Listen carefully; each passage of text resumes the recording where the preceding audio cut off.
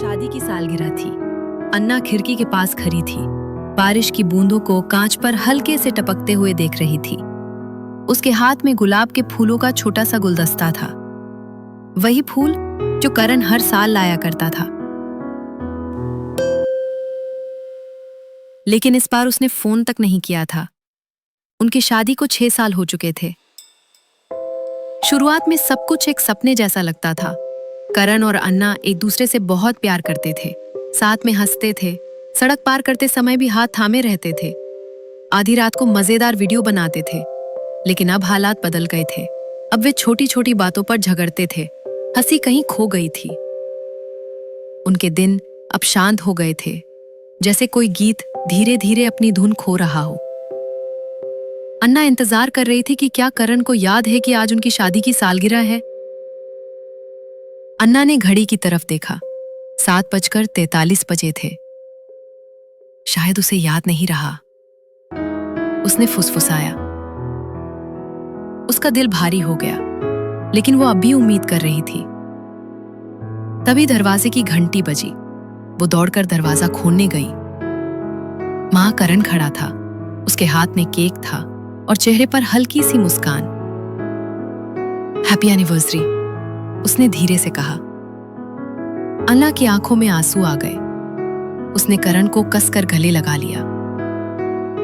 तुम्हें याद था? मैं सब ठीक करना चाहता हूं, करण ने कहा।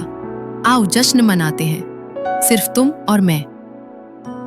उन्होंने धीमा संगीत चलाया, स्पार्कलिंग जूस की बोतल खोली और धीरे धीरे लिविंग रूम में नाचने लगे, जैसे फिर से खुश रहना याद करने की कोशिश कर रहे हों।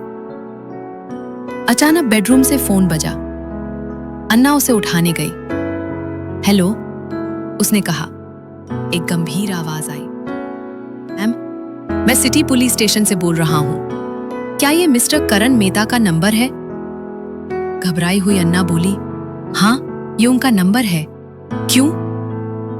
माफ कीजिए मैम, आज दोपहर एक दुर्घटना हो गई। एक आदमी बस से उतरते समय दुर्घटनाग्रस्त हो गया और बच नहीं सका। हमें उसके पर्स में ये नंबर मिला। कृपया आकर शव की पहचान करें। अन्ना जर हो गई। नहीं, आप गलत हैं, मेरे पति तो मेरे साथ हैं। फोन पर चुप्पी छा गई। मैम, समझ सकता हूं ये मुश्किल है, लेकिन ये आज दोपहर 3 बजे की घटना है। कृपया जल्दी आइए। अन्ना के घुटने जवाब देने लगे। वो अविश्वास से फोन को देखती रही। क्या ये सच है? नहीं, ये नहीं हो सकता, उसने सोचा। करण तो यही है, वो दूसरे कमरे में है। उसका दिल जोर जोर से धड़कने लगा। वो लिविंग रूम की ओर भागी, लेकिन वहां कोई नहीं था। संगीत अब भी चल रहा था, केक अब भी वहीं था, लेकिन करण गायब था। वो जमीन पर गिर पड़ी। सांस लेना मुश्किल हो गया। हे भगवान, क्या वो वही था? क्या वो सिर्फ अलविदा कहने आया था? क्या उसकी आत्मा एक आखिरी बार मुझसे मिलने आई थी? उसे उनकी सारी लड़ाइयां याद आईं, गुस्से में कही सारी बातें। मुझे नहीं पता था, मुझे नहीं पता था, हमारा समय खत्म हो गया। वो रोई। फिर उसने एक दरवाजे की चरमराहट सुनी। वो बाथरूम था। करण बाहर निकला, उसके गले में तौलिया था। अरे जान, मैं बताना भूल गया, आज किसी ने मेरा पर्स चुरा लिया। कितना झंझट है, उसने कहा। अन्ना अविश्वास से उसे देखती रही। तुम यही हो? सच में यही हो? वो भागकर करण से लिपट गई। करण उलझन में मुस्कुराया। क्या हुआ?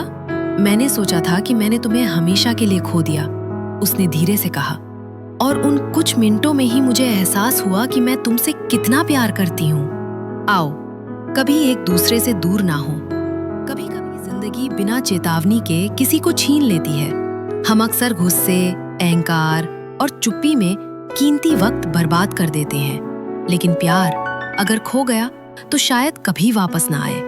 इसलिए दूसरे मौके का इंतजार मत करो। जब तक लोग तुम्हारे पास हैं, उन्हें सराहो, अच्छे शब्द बोलो, छोटी गलतियों को माफ करो और हर पल को संजो, क्योंकि कल का